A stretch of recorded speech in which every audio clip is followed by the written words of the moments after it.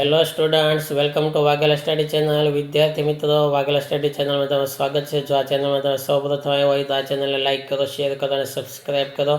તેમજ bell icon button દબાવી દો જેથી કરીને તમામ નોટિફિકેશનો તમારા સુધી ઝડપથી પહોંચી જાય. આજે આપણે હિન્દી વિષયનું સોલ્યુશન લઈએ છીએ. તેમાં વિભાગ A, B, Cના સોલ્યુશન અપાઈ ગયા છે.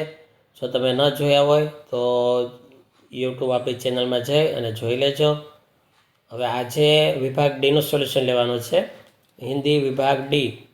હવે તેમાં જોઈએ તો સૌથી પહેલાં નિમ્નલિખિત पद्यांश को पढ़कर संदर्भ व्याख्या लिखिए. तो पहलो है साधो देखो जग बहुराना, साची कहो तो मारद धावे झूठे जगपतियाना. अब एनो अर्थ कबीर कहते हैं कि हे भाइयों, इस संसार के लोग पगला गए हैं. कोई उन्हें सच्ची बात बताता है तो वे उसकी बात सुनने को तैयार नहीं होते. उसकी बात पर उन्हें गुस्सा आता है और वे उसे मारने दौड़ते हैं. पर कोई झूठी बात कहता है तो वे उसे बड़े चाव से सुनते हैं और उसकी बात पर विश्वास कर लेते हैं. यानी उनमें सच और झूठ की पहचान नहीं रह गई है. बीजू, हिंदू कहते हैं राम हमारा, मुसलमान रहमाना, आपस में दो लड़े मरतू है, मरम कोई नहीं जाना. इसका मतलब है, देखो ना, हिंदू कहते हैं कि राम उनके हैं, अर्थात वे राम को अपना भगवान मानते हैं. मुसलमान रहमान को अपना सर्वस्व मानते हैं. इस बात को लेकर वे आपस में झगड़ते और कट मरते हैं, पर सच्चाई जानने की कोशिश कोई नहीं करता.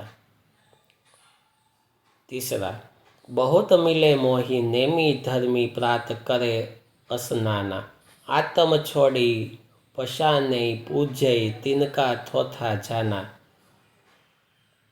इसका मतलब कबीर कहते हैं कि नियम धर्म का पालन करने की बात करने वाले अनेक लोगों को मैंने देखा है. वे सुबह उठते ही गंगा स्नान का ढोंग करते हैं. उनका ज्ञान खोखला है.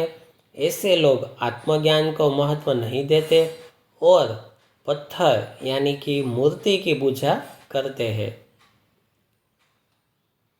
चौथा, आसन मारी डींभ धरी बैठे, मन में बहुत गुमाना, पीपर पाथर पूजन लागे, तीर्थ बर्त भुलाना. यानी कि वे आसन और ध्यान की बातें करते हैं और इस पर उन्हें बहुत अभिमान है. बाह्य दिखावों में विश्वास करने वाले ऐसे लोग पीपल के वृक्ष और पत्थर की मूर्ति की पूजा करते हैं. तीर्थ व्रत में अपना समय बर्बाद करते हैं, माला धारण करते हैं और टोपी पहनते हैं, छाप और तिलक लगाते हैं. पांचवा, जो तो को काटा बुवे ताही बोवतु फूल, तो ही फूल के फूल है, बाको है त्रिशूल. यानी कि इसका मतलब, यदि कोई तुम्हारे रास्ते में कांटे बोए तो भी तुम उसके रास्ते में फूल ही बिछाओ. तुम्हें अपने फूलों के बदले फूल ही मिलेंगे, जबकि वह अपने कांटों के बदले त्रिशूल पाएगा. कहावत है कि जो जैसा करेगा वैसा भरेगा. व्यक्ति को उसके कर्मों के अनुसार ही फल मिलता है. जो दूसरों की भलाई करता है उसका भला होता है और जो बुराई करता है उसका बुरा होता है. इसलिए हमें सदा उपकार ही करना चाहिए. हमारे किए हुए उपकारों का हमें अच्छा फल ही मिलेगा. वृक्ष कबहु नहीं भूखे, नदी न सचे नीर, परमार्थ के दोकार ने साधु न धरा शरीर. यानी कि परमार्थ की प्रेरणा हमें प्रकृति से मिलती है. प्रकृति के सभी रूप परोपकार में लगे रहते हैं. उन्हें अपनी नहीं सदा दूसरों की ही चिंता रहती है. वृक्ष फलों से लदे रहते हैं पर वे अपने फल स्वयं कभी नहीं खाते. सच तो यह है कि वे फलते ही दूसरों को खिलाने के लिए है। इसी तरह नदी हमेशा बहती रहती है। मनुष्य, पशु, पक्षी उसका जल पीकर अपनी प्यास बुझाते हैं, परंतु नदी अपना पानी खुद कभी नहीं पीती। कवि कहता है कि वृक्ष और नदी की तरह साधु पुरुष भी अपना जीवन दूसरों की भलाई में लगा देते हैं। परोपकार में ही वे अपने जीवन की सार्थकता मानते हैं। उनका जन्म ही परोपकार के लिए होता है। सचमुच वे पुरुष धन्य है जिन्होंने परमार्थ को ही अपने जीवन का लक्ष्य बना लिया है। 7वां, फरिश्ते से बेहतर है इंसान बनना, मगर इसमें पड़ती है मेहनत ज़्यादा।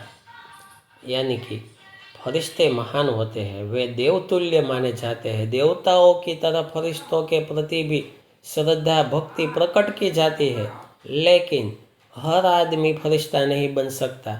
हर आदमी को फरिश्ता बनने की जरूरत भी नहीं है। जरूरत इस बात की है कि आदमी एक अच्छा इंसान बने। वास्तव में इंसान बनना आसान नहीं है। इंसान बनने के लिए काफ़ी सहन शक्ति चाहिए। सच, चरित्रता, प्रामाणिकता, त्याग और बलिदान जैसा गुणों को अपनाए बिना कोई व्यक्ति इंसान नहीं बन सकता। इन गुणों को अपनाना कोई मामूली बात नहीं है। सचमुच इंसान बनना फरिश्ता बनने से अधिक कठिन है। 8वां, अति परचे तेई होत है अरुचि अनादर भाई, मलयगिरी की भीलनी चंदन देत झराए। यानी कि चंदन एक बहुमूल्य लकड़ी है। चंदन के वृक्ष मलयगिरी पर होते हैं। इस पवित्र लकड़ी को लोग महंगे दामों में खरीदते हैं, परंतु मलयगिरी पर रहने वाली भीलनी के लिए तो वह एक मामूली लकड़ी है। वह उसे ईंधन के रूप में जलाती है। इसका कारण यह है कि जहाँ चंदन के वृक्ष है वही वह रहती है। इसलिए चंदन से उसके अति परिचय ने चंदन के प्रति उसके मन में आदर और प्रेम नहीं रहने दिया है। इसी प्रकार किसी से भी परिचय की अधिकता अच्छी नहीं है। इससे परस्पर का आदर भाव कम हो जाता है। रोज मिलने वाले व्यक्ति के प्रति कभी कभी अरुचि भी होती है। इस प्रकार यदि हम अपना आदर मान बनाए रखना चाहते हैं तो हमें लोगों के साथ अति परिचय रखने से बचना चाहिए। 9वां, जो जाको गुण जानहि सोते ही आदर देत, कोकिल अंब ही लेत है काग निबोरी लेत। यानी कि सब लोग गुणों की परख नहीं कर सकते। सच्चा जोहरी ही हीरे की परख कर सकता है। इसी प्रकार जो जिसका गुण जानता है वही उसका आदर करता है। कोकिल आम के फल का स्वाद जानती है, इसलिए वह आम के फल खाती है। कौवा आम की महिमा नहीं जानता, इसलिए वह आमों की उपेक्षा करता है। वह आम के बदले नीम का फल अर्थात निबोरी खाता है।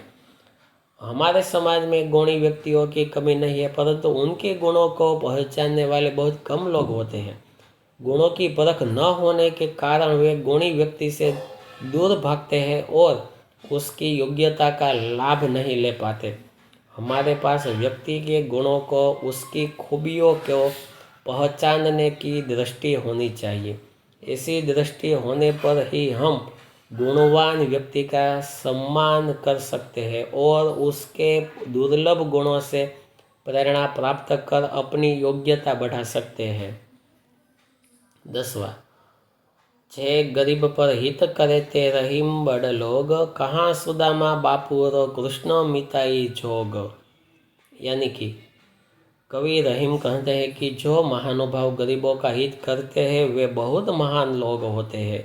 गरीब सुदामा भगवान कृष्ण की मित्रता के योग्य नहीं थे, पर कृष्ण ने गरीब सुदामा से मित्रता निभाई। इससे कृष्ण की महानता साबित होती है। और इसके बाद निम्नलिखित गद्यांश को पढ़कर पूछे गए प्रश्नों के उत्तर लिखिए। इसमें सभी प्रश्नों के उत्तर टिक किए गए हैं। पहला, यहाँ से यहाँ तक दूसरा कुछ विद्यार्थी से के लिए तक, और तीसरा ये दिन रात से करते हैं तक। और इस परिच्छेद का शीर्षक हम दे सकते हैं विद्यार्थी के प्रकार। दूसरा पैराग्राफ, यहाँ तीसरा आंसर सबसे पहले है, साहित्य से लेके करता है तब। पहला साहित्य के अध्ययन से लेके प्रेरणा देता है तक।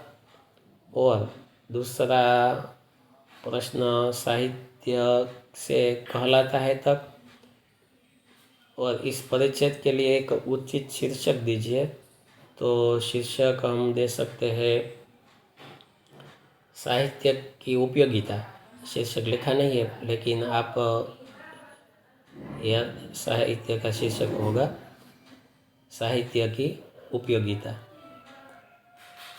तीसरा पैराग्राफ, पहला उत्तर हमारे पूर्वजों से लेके प्रशंसा की है तक। दूसरा इसलिए तो मनु से लेके निवास करते हैं तक। और तीसरा उसका प्रभाव से लेके रहते हैं तब।